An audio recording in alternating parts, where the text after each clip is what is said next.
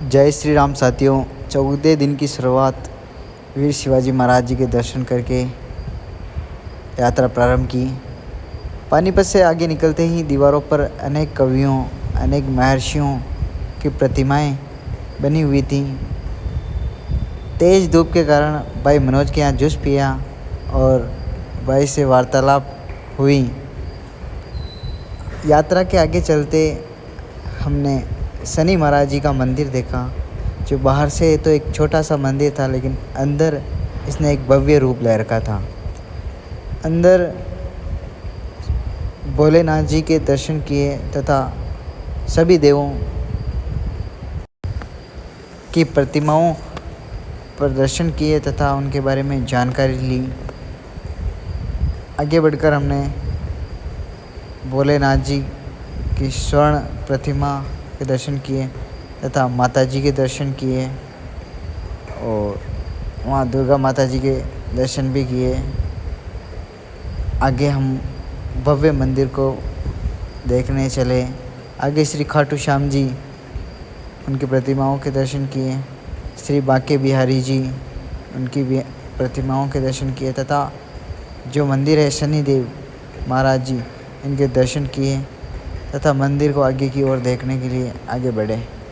यहाँ शिव जी की अनेक प्रतिमाएं थीं। हमने सभी प्रतिमाओं को प्रणाम किया तथा उनकी अद्भुत कला को देखा। जिस प्रकार से इन पर कलाकृति की गई है वो बहुत ही देखने लायक है। रास्ते में यहाँ के प्रसिद्ध घेवर, उसका बड़ा आनंद लिया, जिसे खाकर एक बड़ा सा आनंद लगा था।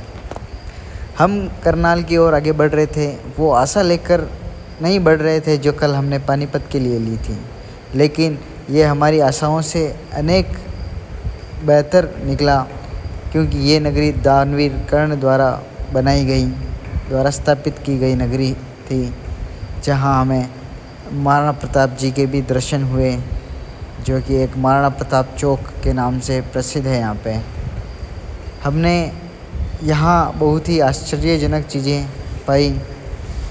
यहाँ अर्जुन द्वार, जो कि एक मार्केट में है, बाज़ार, जहाँ पूरा बाज़ार खुला रहता है।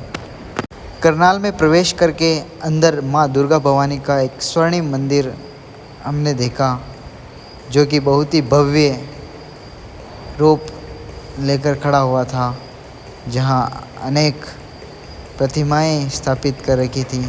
ये मंदिर जिस सोच से हम प्रवेश किया था उससे कहीं बेहतर तथा आश्चर्यजनक निकला, जहाँ के सभी देवताओं देवियों के हमने दर्शन किए और इस मंदिर को देखकर इस मंदिर में पूरा स्वर्णिम तरीके से डिजाइन कर रखा था, स्वर्णिम तरीके से कलाकृति कर रखी थी, तो हमें एक अद्भुत सा महसूस हुआ।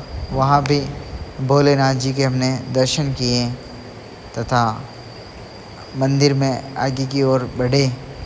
मंदिर में अनेक मूर्तियाँ स्थापित कर रखी थी, जहाँ अनेक गुरुजी, जहाँ अनेक देवी, अनेक देवता, श्री कृष्ण जी, प्रभु श्री राम जी, सबकी मूर्तियाँ स्थापित कर रखी थी, जिनके सभी के एक एक करके हमने दर्शन किए।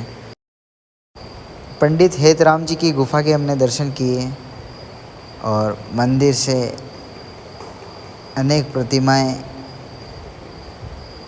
जिनको देखकर ऐसा लग रहा था जैसे कि स्वर्ग में आए हैं, क्योंकि अनेक लगभग सारे देवता यहाँ, सारे गुरुजी, सारे महर्षि यहाँ उपस्थित थे, ऐसा हमें व्यतीत हो रहा था।